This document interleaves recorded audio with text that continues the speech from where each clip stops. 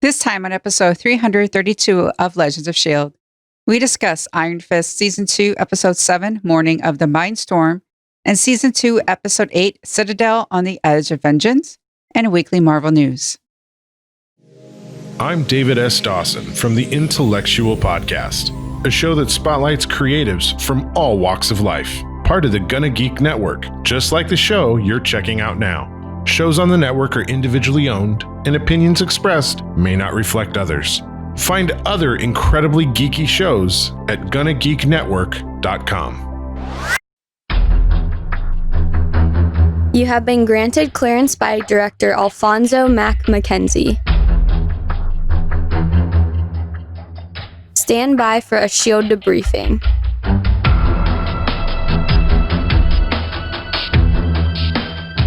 All information to be discussed here is classified and may only be discussed among agents granted clearance by the S.H.I.E.L.D. Director. Now it's time for your scheduled debriefing. I'm Director SP. And I'm Agent Michelle. Welcome to Legends of S.H.I.E.L.D., a Marvel Comic Universe fan show. This show is recorded on Sunday, May 17th, 2020, live from the Legends of S.H.I.E.L.D. studios and broadcast worldwide via www.geeks.live. Come and join our live chat as we record, and we can talk to you all about how we are in the bus right now. We'll talk about that later.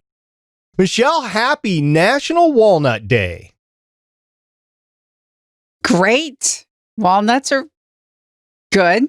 That's what I thought too, and I was just going to pass this one by, but as it turns out, the Walnut Marketing Board created the first National Walnut Day in June of 1949 to promote the consumption of walnuts. So this has been going on for almost 70 years. Wow. I mean, I know they're good in cake and stuff. Yeah. That's all I eat walnuts in desserts. I know they're supposed to have like some sort of healthy salad application, but I'm not aware of that. I just know walnuts in dessert. Right. Yeah, that's it. So if you're interested in walnuts, we've got a day for you. It is May 17th, 2020. All right, I think that's enough of walnuts for the day. Legends of S.H.I.E.L.D. is a fan-based podcast on the ABC television show Marvel's Agents of S.H.I.E.L.D., the multiple Marvel small screen series like Iron Fist, which we will discuss today, and the Marvel cinematic and comic book universes in general. Because of day drinking. If you'd like to talk to us about spending the entire day at a bar that smells like piss, you can catch our contact information on our website, legendsofshield.com. You can leave us a voicemail whether you're sober or intoxicated by calling 844-THE-BUS-1. That's 844-843-2871. Drunk voicemails would be cool. And you can leave us a message on what is your favorite day drink on our Facebook page at Legends of S.H.I.E.L.D. Podcast. You should not tweet while drunk, but you can also find us on Twitter at Legends of S.H.I.E.L.D. You can leave us a comment on our YouTube channel about day drinking at youtube.com/GonnaGeek. You can tell your Amazon device to enable Legends of S.H.I.E.L.D. skill. And remember, Legends of S.H.I.E.L.D. is a proud day drinking member of the GonnaGeek.com network. All right, so it's just the two of us today. Agent Haley is not with us, and Agent Lauren is still having some issues. We're hoping to have her back in for the Agents of S.H.I.E.L.D. season premiere, which our first episode will be streamed live on that on Thursday, May 28th at 9 p.m. Eastern, right? Yes. All right, I remember that. So with that, we're going to get into the rest of the episode.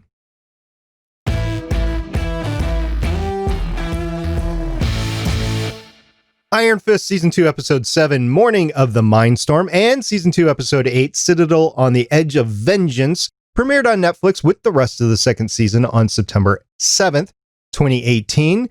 Morning of the Mindstorm was directed by Stephen Surjik, who has 62 directing credits starting in 1985. I love this list. 1 episode of The X-Files, 10 episodes of Da Vinci's Inquest, 1 episode of Eureka, 7 episodes of Psych, 10 episodes of Burn Notice. And for those that have not had the opportunity to watch Burn Notice, it was a popcorn show, but they stuck the landing. And that is the most important thing about a popcorn show, in my opinion. 7 episodes of Person of Interest, which was a great series. And I think they stuck the landing as good as they could, given the subject matter that they had. But I enjoyed watching the series. 1 episode of The Defenders, 1 episode of The Punisher, 2 episodes of Luke Cage, 2 episodes of Iron Fist, 4 episodes of Daredevil, 1 episode of The Runaways, which we have already watched, 3 episodes of The Gifted, which I've watched and I think Michelle has as well, 3 episodes of Jessica Jones, 3 episodes of Lost in Space, still got to catch season 2, and 2 episodes of The Witcher, which I know Michelle loves. I liked it. I hope it improves. I think it's been renewed. I hope they don't do the 3 time switches in an episode sort of deal. But otherwise, it's a decent show. I liked it. And it had that song, which now I'm thinking of. Great. You're welcome. And we'll move on to the writer for the episode of Morning of the Mindstorm was Rebecca Dameron, who has 8 writing credits starting in 2007, including 1 episode of Dirt, 8 episodes of Army Wives, 2 episodes of The Following, 1 episode of Killer Women, 1 episode of Gotham, which I know that Michelle also liked, 2 episodes of Training Day, 1 episode of Iron Fist, and 1 episode of Treadstone. Michelle, why don't you run down the creative team behind the second episode we're going to discuss today, Citadel on the Edge of Vengeance. This episode is directed by Julian Holmes, has 35 directing credits starting in 1982, including 11 episodes of EastEnders, 3 No Angels, 3 of Honest, 5 episodes of Law & Order UK, 6 Strike Back, 1 of Class, 1 Iron Fist, 1 Daredevil, 2 Outlander, 1 Suits, and 1 episode of Impulse. This episode was written by Melissa Glenn, 7 writing credits starting in 2008, including 5 episodes of Leverage, 3 Hawaii Five-0, 3 Revolution, 1 Falling Skies, 5 Beauty and the Beast, and that's the CW version, 8 episodes of Zoo, 1 Iron Fist. The season 2 showrunner of Iron Fist was Raven Metzner, and this is based on the Marvel comic by Roy Thomas and Gil Kane. As we often do, we talk about the themes of the episode related to the title of the episode. I'm going to take the first one, at least the first shot of the first one. Morning of the Mindstorm was the title of the episode. And I think that it was titled Morning of the Mindstorm because the pacing of the episodes puts you into a mindstorm and possibly leads you to go to sleep until the end of the episode. Yeah. I mean, I guess it's supposed to be some sort of like day after Danny's recovering. Everything's a storm in the mind, contemplating, who am I? What is the Iron Fist? Whatever. It was a lot. It was a lot of exposition, and they took the time to do a fast forward for, I don't know, a week or so. I'm not sure how long, but it definitely wasn't the next day because Danny's getting operated on and he's having physical therapy. This doesn't happen in a day. This is several days, if not a week or several weeks that's going on. And it really doesn't fit within the rest of the pacing of what's going on around in the city of New York and Davos. So yeah, I have a little bit of an issue with the episode because of that. However, I found a workaround. We'll get to that in a second. The second episode was titled Citadel on the Edge of Vengeance. Michelle, I'm going to give this to you. What is this in terms of the theme of the episode? Well, Davos has lost it, which, wow, we didn't see that one coming. No, we didn't. I mean, I saw that in the episode, but I mean, I think we already thought he lost it. So I don't know what this episode was really meant to do. I think put him past the point of no return. Oh, definitely. And I think that's probably what it means, like Edge of Vengeance and stuff. I think the vengeance is Danny's, though. Is it Danny's or is it Davos? Or both? Possibly both. I mean, it's on the edge. Colleen makes a point, and Danny even admits, I'm just after the power of the Iron Fist. Davos is only after the power of having the Iron Fist and killing everybody.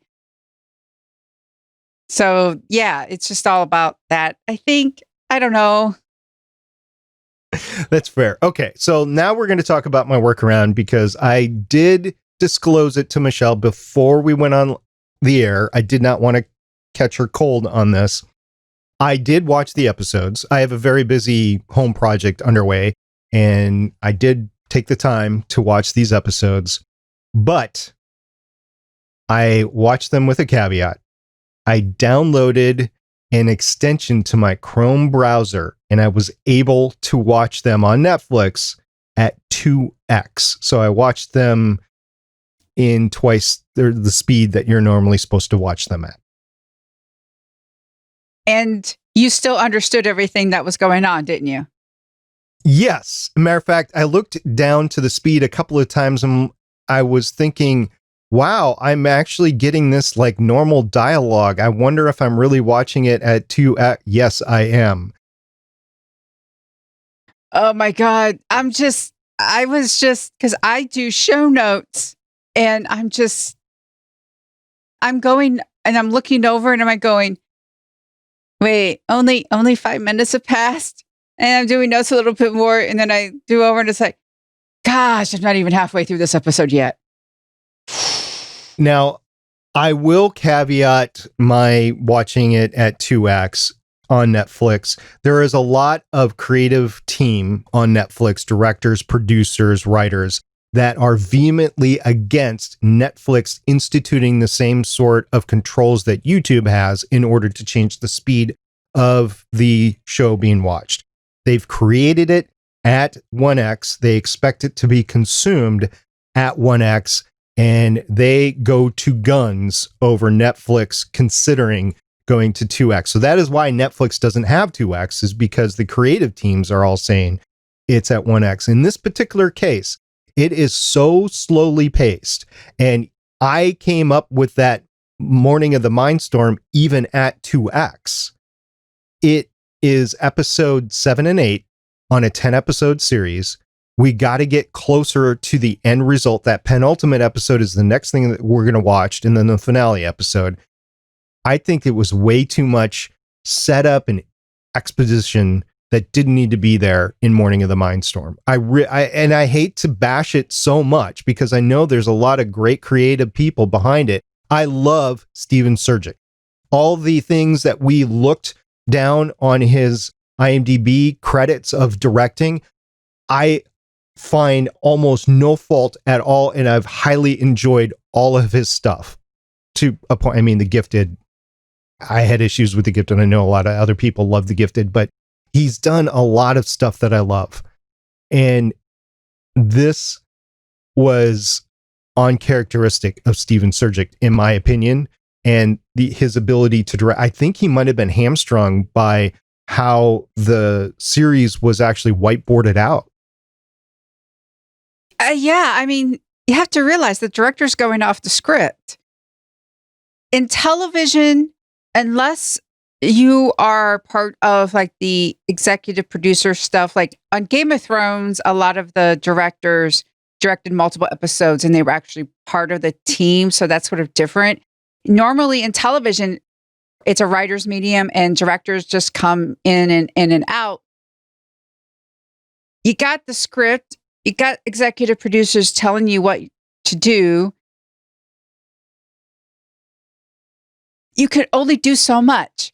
If you're not given enough timber and drywall to build the house, you're not going to have a great house. Good analogy, since I just spent a lot of time this weekend with wood and drywall. Okay, so let's go over the main points of the episode really quickly. Misty is trying to inject herself and was basically told to go home and take care of your own house. You know, get off of leave, take your promotion to captain and get out there. She does do one thing. She finds the copper bowl and she finds the significance of the story, but I don't know if she's going to be in the next 2 episodes or not. I haven't looked that far forward, but I think she's done for the series. Yeah, I mean, she got some pictures of stuff. Danny was able to read it. I think that moment was meant to be more important than what it was. That only would have been, it's after the fact. We already know what needs to be done. But Misty being told to go home and that whole idea of the cops just not caring because Davos is killing the people, that just sends the wrong message.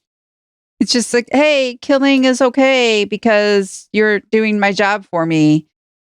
That's awful. That's just awful way of, I didn't really care for that. Right. And the other thing that I was just scratching my head over is we get Mika Prada back. She was the person that was blackmailed before about the bowl. And basically she's just cowering in fear over Joy and doing anything for Misty that Misty wants because Joy has put her in contact.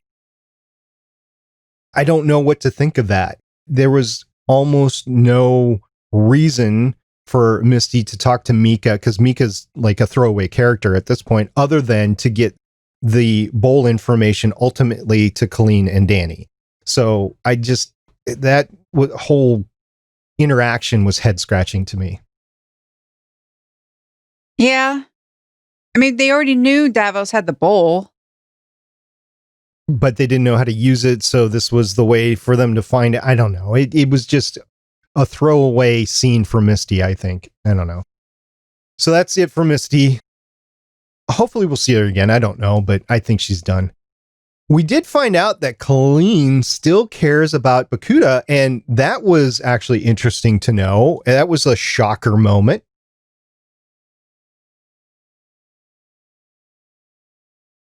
It's tough when you have someone in your life. At first you think they have good intentions, they're a good person, and then you find out they're not. On the surface, I shouldn't care about this person. This person ended up hurting me. But then there's always that part that remembers that there was a good time when I thought they were good and the relationship was good. I can understand. They had a complicated relationship, and what happened to Colleen during season 1 and such. That's a lot to have your world shattered. And I don't like, after she touched upon that, after she told Danny why she doesn't teach anymore, in that moment when she said, when I teach someone, when they go out and they do, and they act a certain way, that's on me because that's what I taught them. She takes that very seriously, and Danny is just manipulating her and peer pressuring her to teach again. I really did not care for that. That was a very difficult thing for their relationship, and I do understand that was something that they wanted to get into, they meaning the showrunners, wanted to get into us to say that their relationship is now a serious issue, whether they continue to be together or not. And we see this all the time with these Marvel Netflix series of people coming together and growing apart. And I think that we're in for that now, just reading the tea leaves, so to speak. It's kind of interesting since they're both living together in her dojo in a building that he has purchased, but I think that they can come to some sort of resolution. We'll get to that, their decision, into the next episode, because I think it's an interesting decision. So Ward, he is drunk off his rear end because of everything that he's witnessed and seen and everything. He's got his sister issues. He's got Danny in the hospital, sort of thing. So he decides to go out and drink. So his sponsor actually tracks him down, and sponsor, lover, whatever you want to call her, and really is trying to connect with him. And you're wondering what is going on here. And we find out that the reason why she's so trying to help him out is not necessarily because she's a sponsor, but because she's pregnant with his kid. Okay. I just thought it was interesting. Ward went to the flower shop try to buy all these flowers and then just left without them. And he overhears it. Yeah, I don't know what we're supposed to do with that. It's almost a minor storyline, right? Maybe it's the continuation of Rand and the heir apparent, and this was supposed to last 10, 20 seasons or whatever. It was a slow burn, and it's never going to get there because the series has been canceled. So anyway, there was that. And then there was Mary's decision to defer to Walker. And again, I'm not quite sure why we're seeing that, other than Mary took control and then she saw everything going on and needed Walker to come in and take care of things. So now we have Walker for the rest of the series. Probably, I guess. I don't know. Well, we find out in the next episode, Mary thinks Walker got them out of the hole, got them out of captivity. And we find out in that therapy session, Walker is, I did not do that. Why does Mary think she did that? And Joy comes and she learns about being protected. So Mary sort of now realizes that Walker, yes, Walker's dangerous, but Walker's also a protector. That's how Mary's reminded of that perception of, Walker. And I liked how she made the video, being able to, talk to yourself that way. And it was really good to see Walker actually watch the recording. And that drives her to go see her therapist at the VA. We'll just say it's the VA. I have no idea where it is. Talking about her disorder, and basically she leaves it at that. She's like, nope, I don't want to do any more treatment. She hears 6 months. She's like, nope, I'm out of here and just forget I was here. I don't think that the guy is ever going to forget that she is there. Probably has case notes somewhere. As a therapist or as a medical personnel, probably going to do that. But I think for the purposes of this series, it's basically done for, and we're never going to hear about it again. I think they really thought they were going to get renewed. And, this is, in the comic book, she's known as Typhoid Mary. Mm-hmm. And she actually does have a very interesting interactions in the comic books. I don't know all of them offhand, but she does. I'm thinking they were trying to lay the groundwork for her to be part of possibly Team Iron Fist next season. And I think that's probably, the hint of a possible third. I don't like they use alternate, a third aspect of her, the one that perhaps actually rescued both of them. I think that's supposed to be paid off the following season. That would make sense to me, to have that third or fourth or fifth personality that is a main character of Mary herself, or Mary Walker. I don't know. Typhoid Mary, we'll just call her. And yeah, that would have been good to learn more about Typhoid Mary. I was interested in the whole training thing from Colleen to Danny. There was the yes sensei moment in the first episode, and then Colleen is telling Danny to think and choose, which I think is very interesting for any of these superheroes in this Defenders universe, because they all need to think before they act.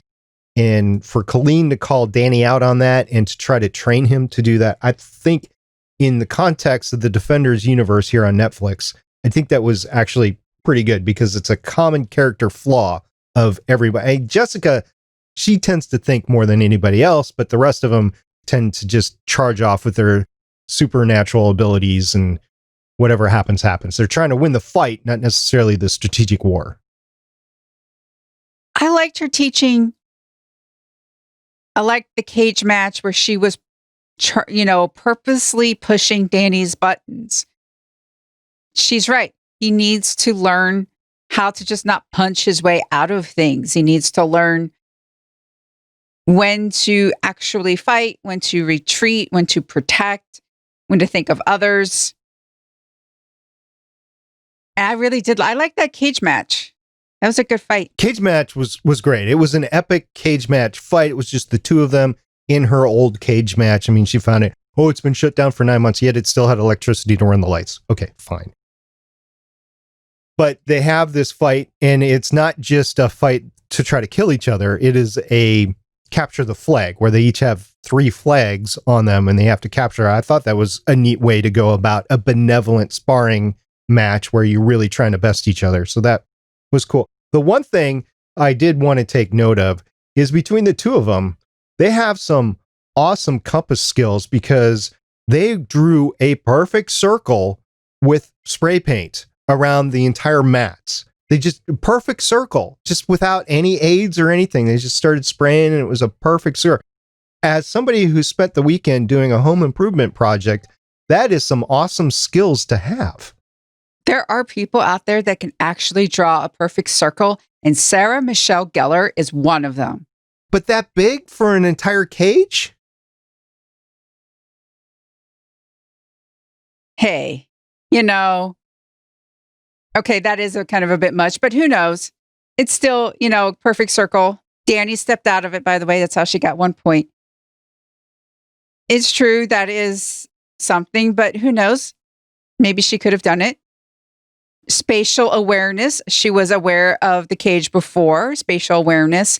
I know I'm stretching, but if you do, there are people who could draw perfect circles. Well, right. I mean, we see it on TV all the time when you're talking about the supernatural.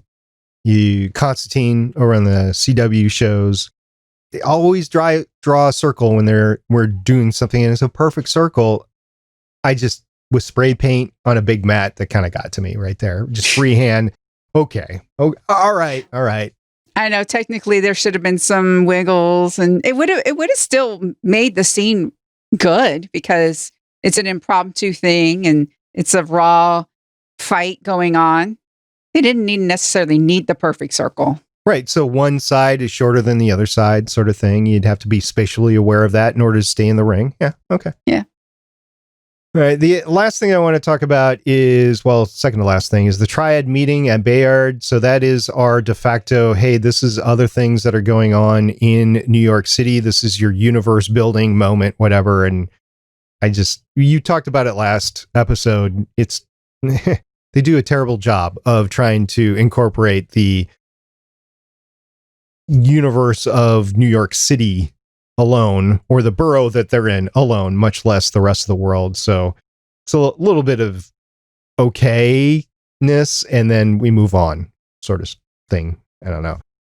The last thing I do want to mention is a quote from Ward, because I loved it, because Walker was talking to him when he walked into Joy's apartment, because Joy told him to go take care of the apartment. So he walks into the apartment and Walker is there, and she's like, do you want me to pull your teeth out? He's like, no, nobody ever wants their teeth pulled out. That was just so I mean, instead of him cowering like, I'm sorry, don't do this to me. He's like, no, don't do that. Nobody wants that. What are you talking about? I thought that was funny. That was kind of funny. One of the things we do need to talk about is Davos. At first, you think he's going to be doing a good thing by training these kids, bringing the kids in. But of course, he's having them repeat the mantra that he learned in Kunlong. And then we learned that once you join him, you can't leave. His word, his way or the highway, or the death way. Joy actually does have a point where she goes, you do need to rebrand yourself. You're just going around killing everyone. And so everyone just sees you as a killer. If you want to be seen as someone who's going to change New York, you need to show them how you're going to change it. And then he just goes up to, and it's like, okay, I'm going to be protecting you now. It's going to be for free. And the guy's just like, oh, okay. Yeah. And then him just saying, I don't want to be a part of, I just want to run my store. I just want to run my restaurant. I don't Tiger's hat, okay, you are going to protect us. Okay, great. Thank you. And then because he doesn't give this undying loyalty, because I guess he doesn't drop down to his knees and goes, oh, praise you, Davos, for saving us and whatever. Davos just decides to, oh, you must be on the side of tigers. Here, let me punch you through the chest. And then Rhino, who we saw earlier, actually, discipline BB because he's actually really buying into, the whole Davos thing. Rhino's just like, wait a minute, he was innocent. And then another one of them just like kills Rhino because really took Davos to heart. You kill without hesitation. You kill with purpose and without hesitation. Great. So, yeah. Yep. Again, it's Davos unhinged, and we saw it coming. So I just really feel for the restaurant guy because, I mean, who's going to get takeout now? I mean, Davos, he's shooting himself in the foot metaphorically because now the restaurant won't be able to give him takeout. Yeah, that's the upsetting part of this. There's a lot bad to it, but I know. That's what I was thinking is, okay, they're going to close the whatever. It's something that we've talked about for the last couple of episodes is Colleen's mystery. And nothing has been done with Colleen's mystery for the last 3-4 episodes. It's really just been left there. Since they brought it up at the beginning, we're going to see it again. I don't know if it's going to be in the next episode or the finale episode, but we better see it. And if we don't, holy crap, that is something that you need to at least address in the final 2 episodes and not just leave like Typhoid Mary for the following season. Because right now, the way it is, you can go with Typhoid Mary, but they brought up this whole mystery to Colleen and they really need to finish it off. It seems as though someone used the box to pay the debt for getting passage from China to the United States. That's the only lead because she's cracking the code to the ledger and she's finding out that people are paying off life debts. Okay. But she's got family involved. So that's the whole thing. She can go for more family and okay. And she brought up her grandfather. Grandfather was mentioned. Okay. She really needs to get back to it. And she didn't want to do the training thing and was kind of forced into it. And yeah, the writers this season, I think everyone loved Colleen, and Colleen is a great character and the actor is amazing and they wrote her really well. I think they realized that they didn't know how to either write for Danny as well, or the performance just wasn't there. The story wasn't there. And they just seemed to this time really plug Colleen in and out whenever they need to do something for Danny. This season is not written very well. the other thing at the very end of the second episode is they make a decision, or Danny makes a decision. I won't say they. Danny makes a decision that if they do get the Iron Fist back, he doesn't want it because he honestly believes that he's not worthy of it because of his history and what he's been using his whole life. And he wants instead to give it to Colleen. Now you see her look on her face. It's not like, oh yeah, this is going to be great. It's shock. It's how am I going to address this? She really needs some time to think about it. I hope it is like the first scene that we get to in the next episode, because I really want to see the end result of that conversation. Whether or not that's going to happen or not is another thing altogether. But it would be interesting having Colleen as the Iron Fist. Matter of fact, if Colleen was the Iron Fist and they went to a season 3, that would be an awesome season 3, in my opinion. Yes, it would. All right. Is there anything more that you want to talk about these 2 episodes? Or are you out of rounds? I'm good. I'm just disappointed. This was 10 episodes. You had 10 episodes to tell a story, and this is what you're giving us. Yeah, kind of all over the place. Again, I won't necessarily blame the creative teams on these episodes. It's more the story arc. And you might say it's the showrunner issue. And unfortunately, we've talked about the showrunner a lot with season 1 and how he had very little time to get something done. Netflix wanted an Iron Fist series before the Defenders. So there's a lot of things wrong with the series. But then they had a chance to step back and move into a more coalesced season 2. And perhaps this was the showrunner, this was her attempt to set up like 5 seasons in a movie sort of thing. And she just had the 1 season. And it gives you, we still have 2 episodes, but it gives you the importance of sticking the landing throughout an entire season in order to get there and not having this slow burn. Chris Farrell, our co-host on Starling Tribune, he constantly brings up the fact that it took Community X amount of years, I forget how long, 3 years, to set up a Beetlejuice gag. Okay, that was a gag. They still had good episodes along the way to get there. The show wasn't predicated on 3 years to get a Beetlejuice gag in. So you can do longer burns, but you still need to hit the mark with every single episode. And if you're just doing the long burn, like we're going to have 10 seasons of this, and you take a slower mindset with the season that you have, might not necessarily be the best thing, because we're confused and borderline not enjoying it so far. So looking forward to the last 2 episodes, though. Yes, because it'll be done. No, they hope they're good. I really hope they're good. I don't hate watching things. I'm not one of those people who, oh, this is bad, let me hate watch it. No, I have very precious time. I actually do. I like watching, things from live stream games like on Twitch, like whether it's Rivals of Waterdeep or Beyond Heroes or something.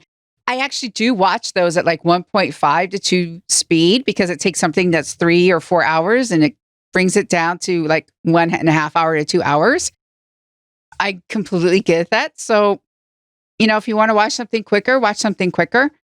But I still watch these things because I want to be entertained. I want to watch interesting characters. I don't have the time to hate watch anything. So part of me is just like, I want this to be better because my time is limited. Right.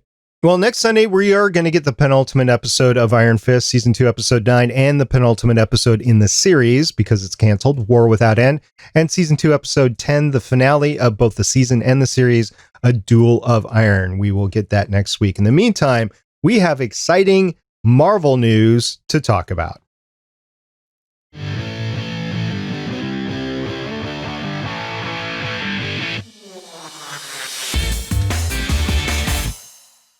First up, we have Disney's full 2020 film schedule release dates. First is going to be a Disney Plus release of Hamilton. That is the big hit Broadway. They actually filmed a production of it. This is with like Lin-Manuel Miranda and the whole original cast. It's going to be July 3rd on 2020, which makes sense. It's Hamilton, July 4th, presidential, all that type of stuff. That's great. Maloon.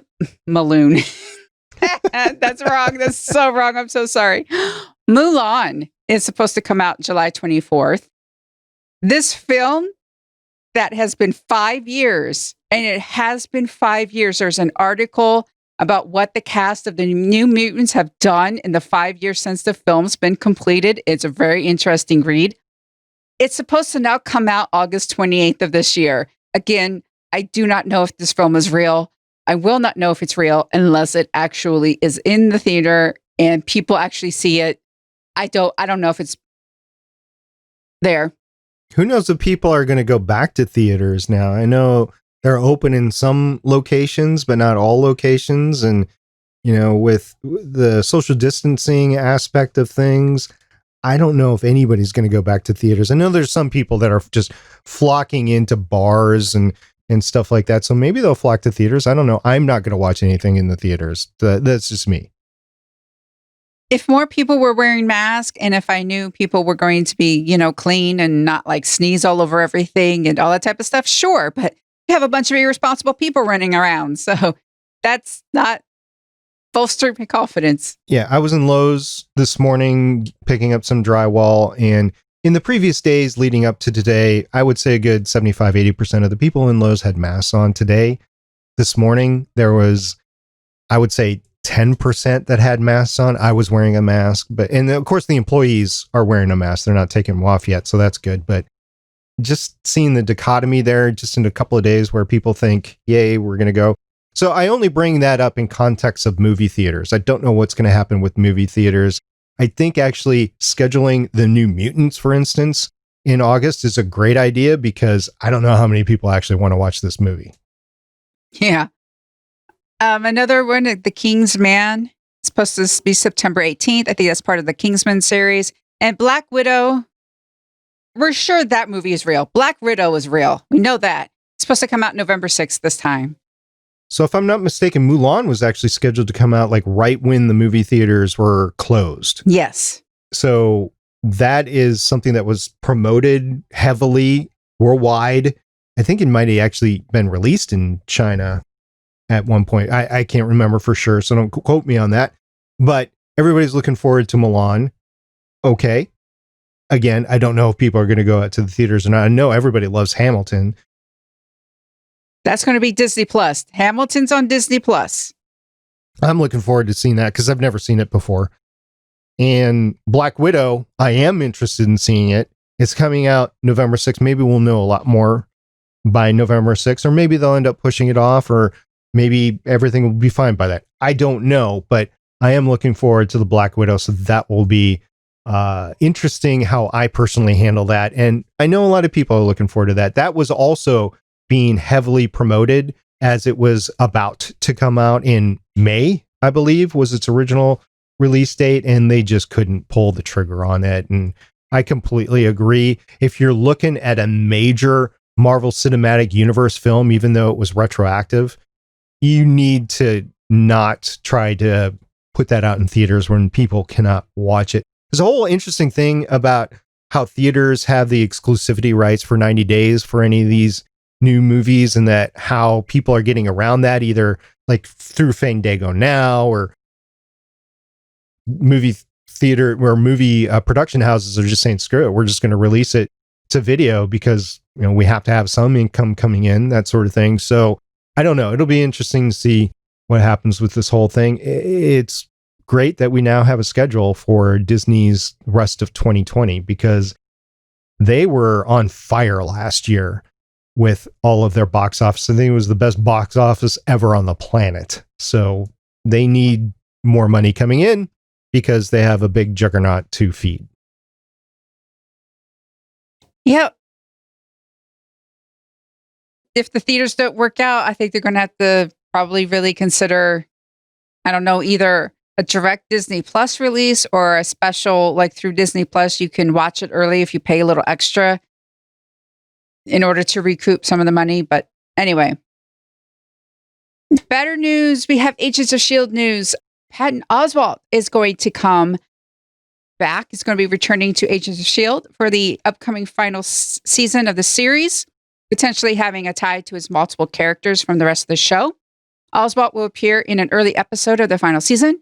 It's unknown exactly what role Oswalt will be playing, but given the time-spanning events of the upcoming season of Agents of S.H.I.E.L.D., it's likely that he'll be playing a member of the Keening family. Is that how they pronounced it? The Keening family? So, yeah. Yeah. It's going to be awesome seeing Patton Oswalt. Love him on anything he's done. He was even in Justified. I loved him over there. So it's really difficult not to like Patton Oswalt. He does play a certain character. So if you're just not into that kind of serious / comic relief character, you might not appreciate him as much as we do, but we love him and it'll be great seeing him there. I was in my garage. I was cutting boards for this home improvement project, and I have a TV out there right now, and I put the Netflix on Agents of S.H.I.E.L.D. season 1, episode 1, so the pilot. And again, so we covered that on episode 200 of Legends of S.H.I.E.L.D., the pilot, of rewatching it.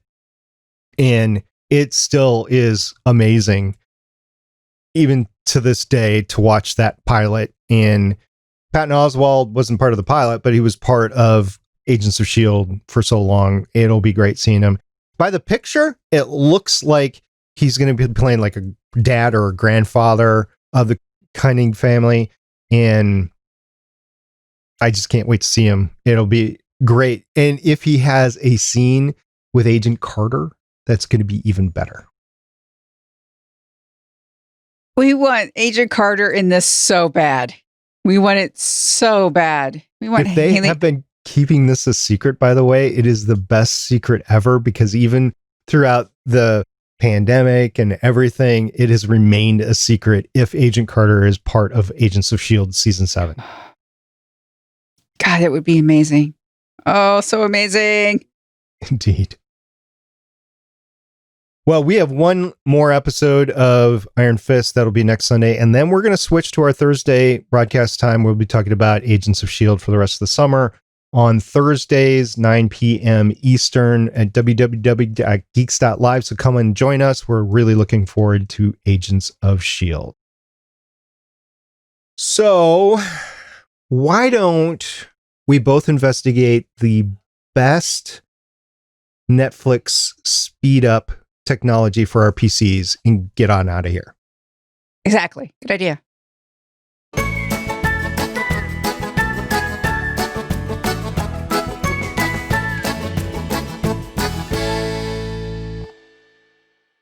Thank you to everybody that's been with us throughout the entire Defenders series. And when we come back from Agents of S.H.I.E.L.D., we'll be starting Luke Cage, or any off weeks, we'll be starting Luke Cage season 2. I know for a fact that is great, so that'll be good to talk about. And if you are a fan of Legends of S.H.I.E.L.D. and any of these Netflix series or any of the Marvel series that are out that we're going to cover, including the Disney Plus stuff, get in touch with me if you want to be a part of Legends of S.H.I.E.L.D. We'll go through what the requirements are and see if you can be on a future episode of Legends of S.H.I.E.L.D. Thank you to everyone who interacts with us, who downloads and listens to us talk about shows that are 2 years old. We really appreciate it. It's only 2 years old this time. Only 2. Only 2. We've done more. So that's it for this week. Until next time, I'm Director SP. And I'm Agent Michelle. See everybody next Sunday as we discuss the finale of Iron Fist Season 2 and series. Bye. Bye. Bye. I miss the bus. Me too. Thank you for listening. If you want to leave us feedback, go to gonnageek.com and you will find all our contact information and other shows. You can also visit legendsofshield.com, where you'll find our complete archive of podcasts. The music heard on this podcast is by Kevin MacLeod, found at incompetech.com, and also artists on pond5.com and audiojungle.net. The opinions heard on this podcast are those of the individual hosts and do not represent Stargate Pioneer Productions, Legends of S.H.I.E.L.D., or Gonna Geek. Agents of S.H.I.E.L.D. is the property of the Disney Corporation, Marvel Studios, and ABC. No infringement is intended.